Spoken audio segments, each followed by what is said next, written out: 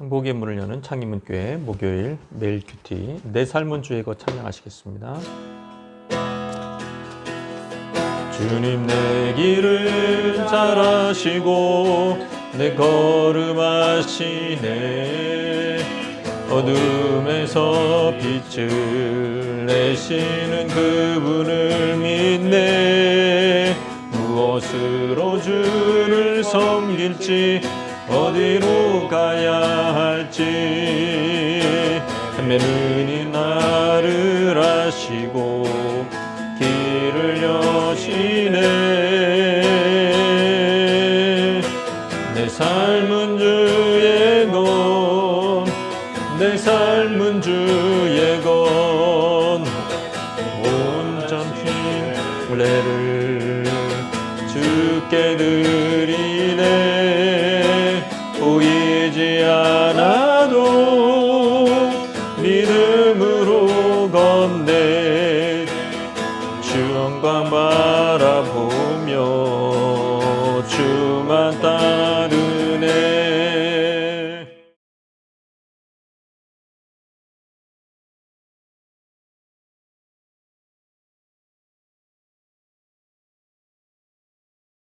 제26장.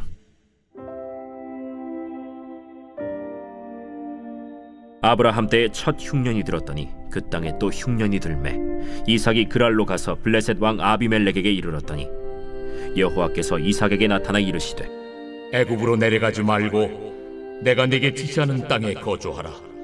이 땅에 거류하면 내가 너와 함께 있어 네게 복을 주고 내가 이 모든 땅을 너와 네 자손에게 주리라.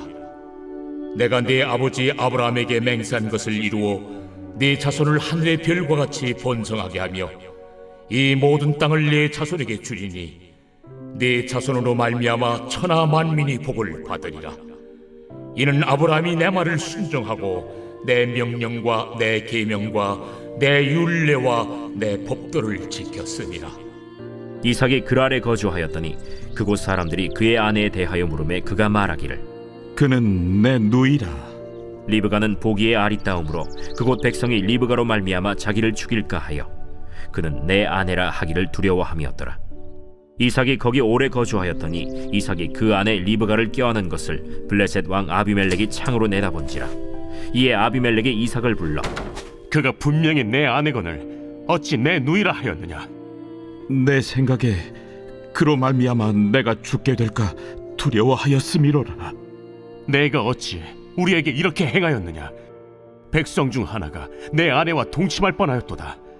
내가 죄를 우리에게 입혔으리라. 아비멜렉이 이에 모든 백성에게 명하여 이르되 이 사람이나 그의 아내를 범하는 자는 죽이리라. 아브라함은 이제 죽고 없어졌습니다. 그에게 주신 하나님의 약속은 이제 어떻게 될 것인가? 하나님의 약속은 아브라함이 죽은 후에도 계속될 것이라는 것이 이제 26장에 굉장히 중요하게 볼 수 있는 대목입니다. 26장은 수사학적 방법을 통해서 그 약속이 이삭에게로 계속되었다라는 것을 강조하고 있는 셈이죠. 오늘 본문은 흉년이 들어 그랄로 이주한 이삭이 또 어떤 식으로 반응을 했는가, 또 하나님이 어떻게 또 역사했는가, 그런 이야기들을 살펴볼 수가 있습니다. 1절에 보시면 아브라함 때 첫 흉년이 들었더니 그 땅에 또 흉년이 들매, 그러니까 흉년이 두 번 들었다는 거. 근데 그 흉년이 그냥 보통 흉년이 아니라 아주 센 아브라함 때 들었던 가나안 전역에 임했던 그 기근이 똑같은 또 버금가는 규모로 이삭 때에도 들었다. 90년 정도 차이가 납니다. 90몇 년 또는 90년 정도의 간격을 두고 이 반복이 되었습니다. 흉년이. 이때 이제 이삭이 블레셋 왕 그랄로 가서 블레셋 왕 아비멜렉에 이르렀더니 했을 때 이 아비멜렉도 아브라함 때에도 등장하고 지금 이삭 때에도 등장하는데 동일 인물은 아닐 것이다. 왜냐하면 아비멜렉을 문자 그대로 풀이하면 나의 아버지는 왕이라는 뜻입니다. 마치 아비멜렉이 개인 이름이 아니라 파라오나 대통령, 총리와 같은 그런 이제 왕들을 지칭하는 통칭이었다. 그렇게 볼 수가 있습니다. 그랄은 하나님이 약속하신 땅에 최남단에 어떻게 들기는 들어요. 근데 여기서 좀 벗어나서 애굽으로 내려간다. 거기는 하나님이 약속하신 범위를 벗어나게 되는 것이죠. 그래서 이제 이삭에게 하나님이 그랄 땅에서 나타나십니다. 2절에 보시면 여호와께서 이삭에게 나타나 이르시되 애굽으로 내려가지 말고 내가 내게 지시하는 땅에 거주하라 그랬습니다. 이 말은 무슨 뜻입니까? 이삭이 적어도 애굽으로 이집트로 이주할 의도가 있었다라는 것을 보여줍니다. 그러니까 이 지금 그랄 땅에 와 보니까 여기도 형편없다라는 것을 알게 되고 이제는 여기도 안 되겠구나. 여기에 그래도 여기서는 좀 흉년을 피할 수 있을 줄 알았는데 이집트로 내려가야 되겠구나. 근데 여기서 하나님이 막으시는 거죠. 90년 전에 아버지 아브라함은 흉년을 피하여 이집트로 실제 내려갔습니다. 거기 내려가서 봉변을 당해요. 큰 위기를 당해요. 그런데 그게 이상한 행동이 아닙니다. 가나안 지역에 흉년이 들 경우에 그나마 나일강 때문에 풍요로운 이집트로 내려가는 것이 그 당시의 상식이었으니까요. 그러나 하나님의 생각은 다릅니다. 3, 4절에 하나님의 계시가 임하죠. 이 땅에 거류하면 내가 너와 함께 있어 내게 복을 주고 내가 이 모든 땅을 너와 내 자손에게 주리라 그랬습니다. 이삭에게 복을 주는 이유는 그 다음에 쭉 나와요. 아브라함이 그의 명령에 순종했기 때문이다. 그래서 이삭에게도 지금 기회를 주는 거죠. 단 아브라함의 복을 승계하는 조건이 하나 있습니다. 그것은 뭐냐면 이삭이 이집트로 내려가지 않는 거예요. 아브라함처럼 이집트에 내려가지 않고 그랄 땅에 여기에 그대로 거류하면 복을 주시겠다고 말씀하십니다. 그러니까 조건이 있는 복이에요. 복의 내용은 아브라함에게 주셨던 복이 재천명된 겁니다. 이 모든 땅을 너와 내 자손에게 주리라. 아브라함에게 하신 약속과 일치한 거죠. 그 약속된 구체적인 내용은 많은 자손과 또 이 땅 그리고 열방이 많은 나라들이 그를 통해서 네 후손을 통해서 축복을 받을 것이다. 하늘의 별과 같이 번성하고 이 모든 땅을 내 자손에게 주고 네 자손으로 말미암아 천하 만민이 복을 얻을 것이다. 이 세 가지였어요. 하나님이 아브라함에게 복을 약속하신 이유는 내 말을 순종하고 지켰기 때문이라고 얘기합니다. 5절에 아브라함이 내 말을 순종하고 내 명령, 계명, 율례, 법도를 지켰습니다. 왜 이런 얘기를 하죠? 너도 지키라는 얘기죠.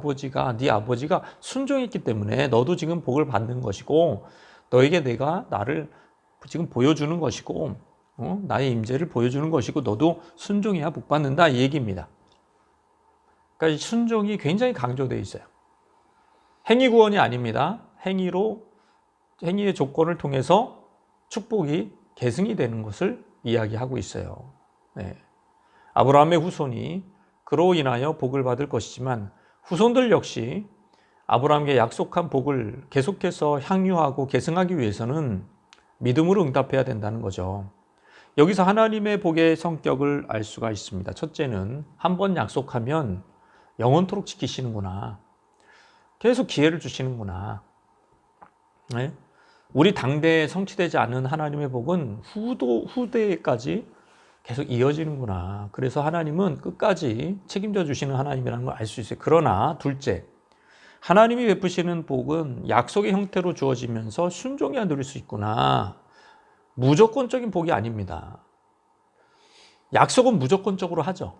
예를 들어서 아버지가 회사를 경영해요.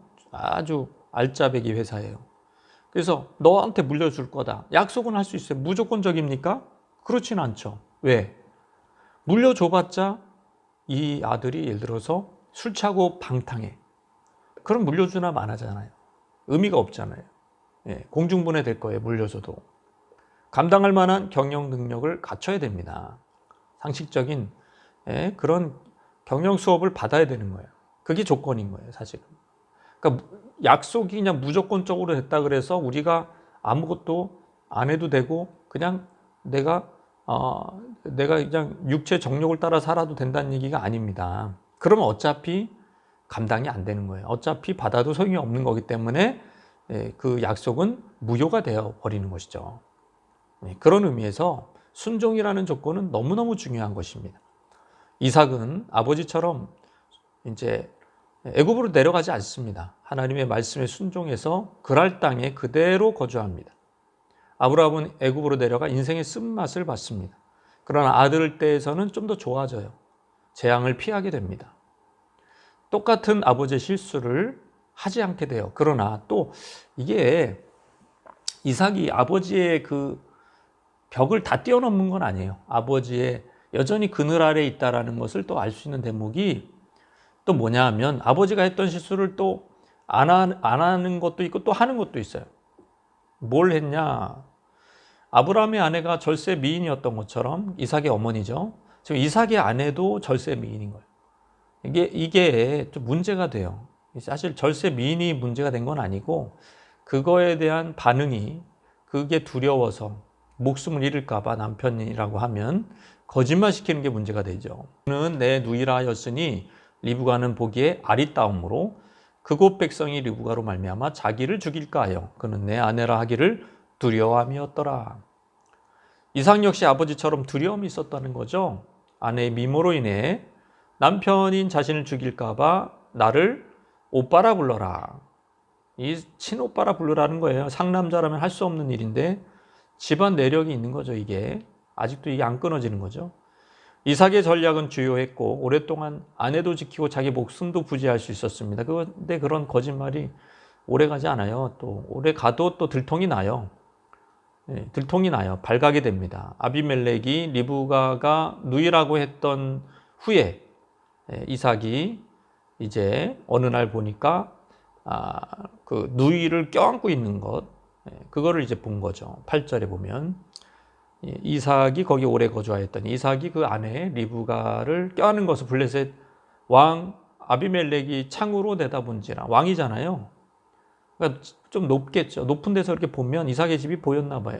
눈이 좋은가 보죠. 그냥 창문 안에 있는 이삭의 집의 동태를 다 본 거예요. 껴안고 있는 거예요. 좀 부부가 하는 그 모습을 보고서 이것들이 나를 속였구나. 그러면서 이삭을 부릅니다. 네가 분명히 네가 분명히 아내인데 누이라고 하지 않았냐? 막 이제 책망을 하는 거죠.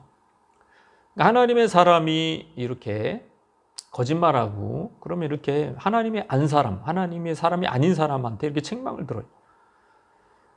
이삭은 그랄에서 아버지와 마찬가지로 아비멜렉을 속였고, 그리고 이 아비멜렉은 간음에 대한 형벌이 얼마나 큰가라는 것을 알고 있는 사람인데 오히려 이교도한테 책망을 지금 거꾸로 받고 있어요.